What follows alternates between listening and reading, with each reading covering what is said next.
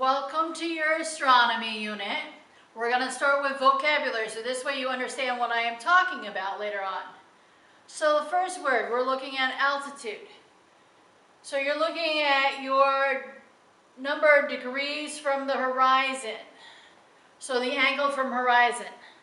So your horizon is where your sky meets either your land or your water. So your altitude, you'd actually be measuring using a protractor to get the angle. Number 3, zenith. You walk outside today or this evening. Look straight up above you. So at 90 degrees, right above your head. Whatever is directly above your head would be your zenith. Constellations. A constellation is a group of stars that take a shape of a human, an animal, or another object. So when you guys were walking through the alcove, or some of you that have your lockers in the alcove, up on the sides you had those paintings. You saw Pegasus and Cassiopeia and Orion. You walked underneath the Little Dipper and the Big Dipper. They're constellations. Circumpolar constellations. They're the ones that we see all year long. So if I'm looking, Orion, which is Orion the Hunter, he's a winter constellation. You don't see him all year. So if you go out in the summertime, you won't see him. Your circumpolar ones are ones that you see all year. If I'm looking Ursa Major, which is known as the Big Bear, the Big Dipper is a part of that constellation.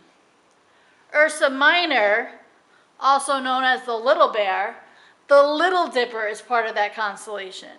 Now, Polaris, or North Star, which is directly above the North Pole, or would be the zenith for the North Pole, is at the end of the handle of the Little Dipper.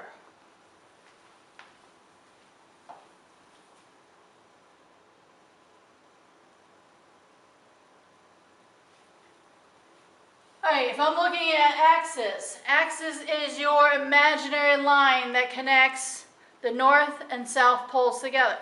So if I was looking at your globe,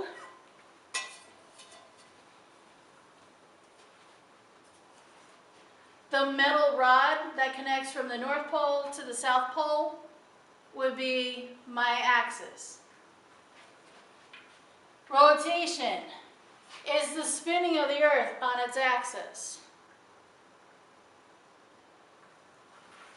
Revolution is when one object goes around another object. So here's my Earth taking the paper towels. The paper towels are revolving around the globe.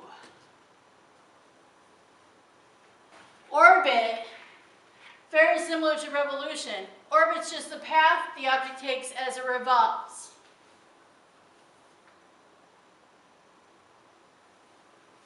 Solar noon is when the sun is at its highest point, not necessarily 12 noon on the clock. Just when it's highest in the sky for your longitude or your location. Retrograde is when an object looks like it's going backwards, but it's actually just slowing down. A perfect example would be if you're in a car on Route 81 and there's a car right next to you, you're going the same speed, you look right at that person.